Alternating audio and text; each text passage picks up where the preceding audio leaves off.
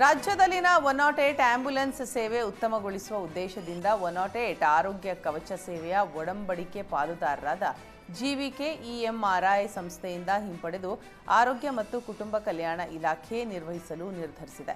ಹೀಗಾಗಿ 112 NGERSS ತಂತ್ರಾಂಶವನ್ನು ಬಳಸಿ ಕಮಾಂಡ್ ಕಂಟ್ರೋಲ್ ಸೆಂಟರ್ ಅನ್ನು ಸ್ಥಾಪಿಸಲು ಸರ್ಕಾರ ಮುಂದಾಗಿದೆ. ಈ ಮೂಲಕ ಇನ್ಮುಂದೆ 108 ಆಂಬ್ಯುಲೆನ್ಸ್ ಸೇವೆಯಲ್ಲಿ ಯಾವುದೇ ತೊಂದರೆ ಆಗದಂತೆ ಹೆಜ್ಜೆ ಇಡಲು ಇಲಾಖೆ ತಯಾರಿ ನಡೆಸಿದೆ.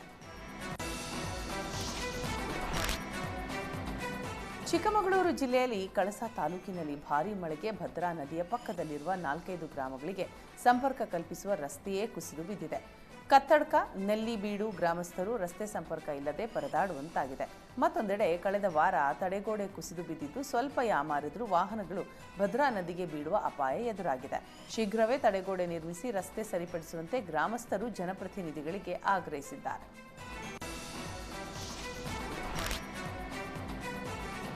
ಕೊಡಗು ಪ್ರಸಿದ್ಧ ಪ್ರವಾಸಿ ತಾಣಗಳಲ್ಲಿ ಮಾಂದಲಪಟ್ಟಿ ಮೊದಲ ಸ್ಥಾನದಲ್ಲಿದೆ. ಆದರೆ ಮಡಿಕೇರಿಯಿಂದ ಮಾಂದಲಪಟ್ಟಿಗೆ ಸಂಪರ್ಕ ರಸ್ತೆ ಮಾರ್ಗವಿಲ್ಲದೆ ಪ್ರವಾಸಿಗರು ಪರದಾಡುವಂತಾಗಿದೆ. ಮಡಿಕೇರಿಯಿಂದ ಮಾಂದಲಪಟ್ಟಿಗೆ 23 ಕಿಲೋಮೀಟರ್ ದೂರ ಇದ್ದು ಅದರಲ್ಲಿ 10 ಕಿಲೋಮೀಟರ್ ದೂರದವರೆಗೂ ಮಾತ್ರವೇ ರಸ್ತೆ ಸಾಗುವ ಹಾಗೆ ಇದೆ. ಉಳಿದ 13 ಕಿಲೋಮೀಟರ್ ರಸ್ತೆ ಸಂಪೂರ್ಣ ಹದಗೆಟ್ಟಿದೆ. ಮಾಂದಲಪಟ್ಟಿಗೆ ಸಂಪರ್ಕ ಕಲ್ಪಿಸುವ ರಸ್ತೆಯನ್ನು ಸರಿಪಡಿಸುವಂತೆ ಸ್ಥಳೀಯರು ಹಾಗೂ ಪ್ರವಾಸಿಗರು ಆಗ್ರಹಿಸಿದ್ದಾರೆ. ಹಾಡ ಹಗಲೇ ಮನೆಗೆ ನುಗ್ಗಿ ಮಾಲೀಕರ ಮುಂದೆ ಚಿನ್ನಾಭರಣ ದೋಚಿ ಖದೀಮರು ಎಸ್ಕೇಪ್ ಆಗಿದ್ದಾರೆ. ನಂಜನಗೂಡಿನ ಚಾಮುಂಡಿ ಟೌನ್ಶಿಪ್ನಲ್ಲಿ ಘಟನೆ ನಡೆದಿದೆ. ಖಾಸಗಿ ಕಂಪನಿ ಉದ್ಯೋಗಿ ಪುನೀತ್ ಕುಮಾರ್ ಮನೆಯಲ್ಲಿ 1,40,000 ನಗದು ಚಿನ್ನಾಭರಣ ದೋಚಿದ್ದಾರೆ.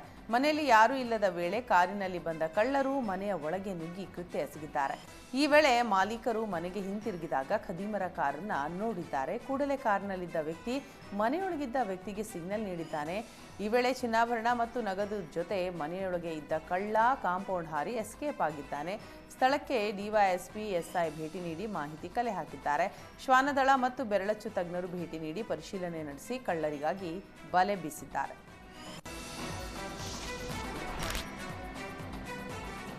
ಮುಸ್ಲಿಂ ಧರ್ಮದ ಯುವತಿಯರನ್ನ ಹಿಂದೂ ಧರ್ಮದ ಯುವಕರು ಮದುವೆಯಾದರೆ 5 ಲಕ್ಷ ರೂಪಾಯಿ ಕೊಡ್ತೇನೆ ಅಂತ ಯತ್ನಾಳ್ ನೀಡಿದ್ದ ಹೇಳಿಕೆ ಖಂಡಿಸಿ ಮುಸ್ಲಿಂ ಸಮುದಾಯದವರು ಪ್ರತಿಭಟನೆ ನಡೆಸಿದರು. ಕಲಬುರಗಿಯ ಚಿಂಚೋಳ್ಳಿ ಬಸ್ ನಿಲ್ದಾಣದ ಎದುರು ಯತ್ನಾಳ್ರ ಪ್ರತಿಕೃತಿ ದಹಿಸಿ ಆಕ್ರೋಶ ವ್ಯಕ್ತಪಡಿಸಿದರು.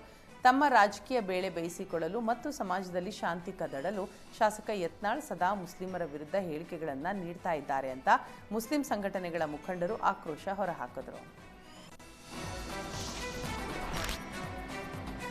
ಶಿರಾದ ಶ್ರೀ ಕ್ಷೇತ್ರ ಗುಂಡಯ್ಯನ ಗುಡಿ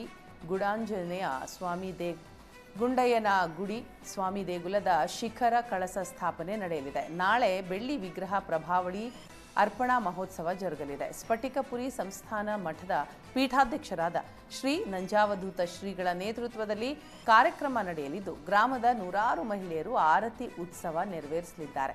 ಕಾರ್ಯಕ್ರಮದಲ್ಲಿ ಟಿಬಿ ಜಯಚಂದ್ರ ಸೇರಿದಂತೆ ಸಂಸದ ಗೋವಿಂದ ಕಾರಜೋಳ, ಕಾಂಗ್ರೆಸ್ ಜೆಡಿಎಸ್ ನಾಯಕರು ಭಾಗಿಯಾಗಲಿದ್ದಾರೆ. ಐತಿಹಾಸಿಕ ಶ್ರೀ ಗುಂಡಾಂಜನೇಯ ಸ್ವಾಮಿ ನೂತನ ದೇವಸ್ಥಾನ ಪ್ರತಿಷ್ಠಾಪನೆ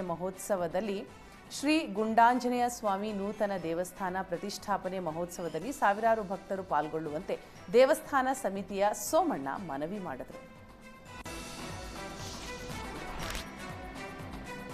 ಯಾದಗಿರಿಯಲ್ಲಿ ವಿವಿಧ ಬೇಡಿಕೆಗೆ ಒತ್ತಾಯಿಸಿ ಆಶಾ ಕಾರ್ಯಕರ್ತೆಯರು ಡಿಸಿ ಕಚೇರಿಯ ಎದುರು ಅಹೋರಾತ್ರಿ ಧರಣಿ ನಡೆಸ್ತಾ ಇದ್ದಾರೆ. ಆಶಾ ಕಾರ್ಯಕರ್ತೆಯರ ಅಹೋರಾತ್ರಿ ಧರಣಿ 3ನೇ ದಿನಕ್ಕೆ ಕಾಲಿಟ್ಟಿದ್ದು ನೂರಾರು ಆಶಾ ಕಾರ್ಯಕರ್ತೆಯರು ಧರಣಿಯಲ್ಲಿ ಭಾಗವಹಿಸಿದರು. ಇನ್ನು ಯಾದಗಿರಿ ಜಿಲ್ಲೆಯಾದ್ಯಂತ ಧಾರಾಕಾರ ಮಳೆಯಾಗ್ತಾ ಇದ್ದು ಮಳೆಯನ್ನೂ ಲೆಕ್ಕಿಸದೆ ಆಶಾ ಕಾರ್ಯಕರ್ತೆಯರು ಸರ್ಕಾರದ ವಿರುದ್ಧ ಘೋಷಣೆ ಕೂಗಿ ಆಕ್ರೋಶ ವ್ಯಕ್ತಪಡಿಸಿದರು. ಸ್ಥಳಕ್ಕೆ ಧಾವಿಸಿದ ಡಿಎಚ್ಒ ಆಶಾ ಕಾರ್ಯಕರ್ತೆಯರ ಬೇಡಿಕೆ ಸ್ವೀಕರಿಸಿದರು. ಬೀದರ್ ಜಿಲ್ಲಾಧಿಕಾರಿ ಶಿಲ್ಪಾ ಶರ್ಮಾ ಬಗದಲ್ ಗ್ರಾಮದ ಪ್ರಾಥಮಿಕ ಶಾಲೆ ಹಾಗೂ ಮೌಲಾನಾ ಆಜಾದ್ ಪ್ರೌಢಶಾಲೆಗೆ ಭೇಟಿ ನೀಡಿದರು. ಶಿಥಿಲಗೊಂಡ ಕಟ್ಟಡಗಳ ಪರಿಶೀಲನೆ ಮಾಡಿದರು. ಇತ್ತೀಚೆಗೆ ವಿದ್ಯಾರ್ಥಿಯೊಬ್ಬರ ಮೇಲೆ ಗೋಡೆ ಬಿದ್ದು ಗಾಯಗೊಂಡಿರುವ ವಿದ್ಯಾರ್ಥಿಯ ಕುರಿತು ಶಿಕ್ಷಕರಿಂದ ಮಾಹಿತಿ ಪಡೆದರು. ನಲಿಕಲಿ ಕೇಂದ್ರದ ಚಿಕ್ಕ ಮಕ್ಕಳ ಚಟುವಟಿಕೆ ವೀಕ್ಷಿಸಿ ಸಮಯ ಕಳೆದರು. ನಂತರ ಪ್ರೌಢಶಾಲೆಯ ವಿದ್ಯಾರ್ಥಿಗಳಿಗೆ ಗಣಿತ ಪಾಠ ಮಾಡಿದರು. ಮಕ್ಕಳ ಶೈಕ್ಷಣಿಕ ಗುಣಮಟ್ಟ ಪರಿಶೀಲನೆ ನಡೆಸಿದ್ರು. ನಂತರ ಭಾಲ್ಕಿ ತಾಲೂಕಿನ ಹಾಲಹಳ್ಳಿ ಪ್ರಾಥಮಿಕ ಆರೋಗ್ಯ ಕೇಂದ್ರಕ್ಕೆ ಭೇಟಿ ನೀಡಿ ವ್ಯವಸ್ಥೆಯನ್ನ ಪರಿಶೀಲಿಸಿದ್ರು. ದಿನನಿತ್ಯ ಬರುವ ಹೊರ ರೋಗಿಗಳ ಬಗ್ಗೆ ಹೆರಿಗೆ ಕೋಣೆ ಹಾಗೂ ಔಷಧಾಲಯವನ್ನು ಕೂಡ ಪರಿಶೀಲಿಸಿದ್ರು. ನಾಯಿ ಕಡಿತ ಮತ್ತು ಹಾವು ಕಡಿತಕ್ಕೆ ಇಂಜೆಕ್ಷನ್ಗಳನ್ನು ಕಡ್ಡಾಯವಾಗಿ ಲಭ್ಯ ಇರಬೇಕು ಅಂತಲೂ ಕೂಡ ಸೂಚಿಸಿದರು. ಅನಿಮಿಯಾ ನಿಯಂತ್ರಣಕ್ಕೆ ಕ್ರಮ ವಹಿಸುವಂತೆ ಡಿಸಿ ಶಿಲ್ಪಾ ಶರ್ಮಾ ಹೇಳಿದರು.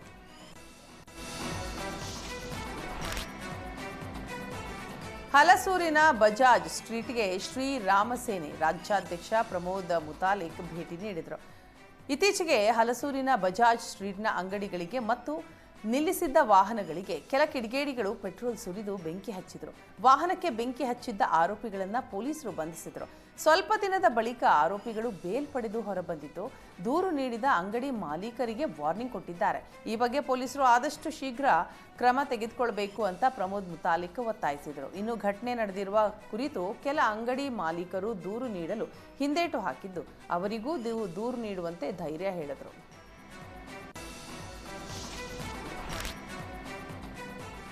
ಪಿಡಿಒಗಳ ಹಸ್ತಾಂತರ ವಿಚಾರವಾಗಿ ಗ್ರಾಮ ಪಂಚಾಯಿತಿ ಸಾಮಾನ್ಯ ಸಭೆಯಲ್ಲಿ ಸದಸ್ಯರ ಮಧ್ಯೆ ವಾಗ್ಯುದ್ಧ ನಡೆದಿದೆ.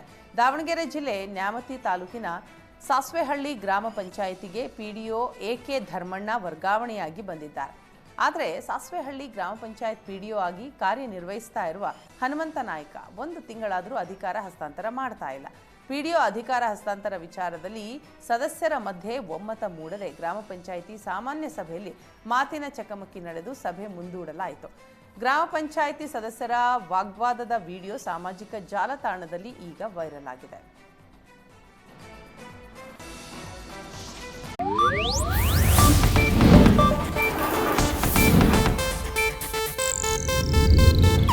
ಇದು ಏಷ್ಯಾನೆಟ್ ನ್ಯೂಸ್ ನೆಟ್ವರ್ಕ್ ಪ್ರಸ್ತುತಿ.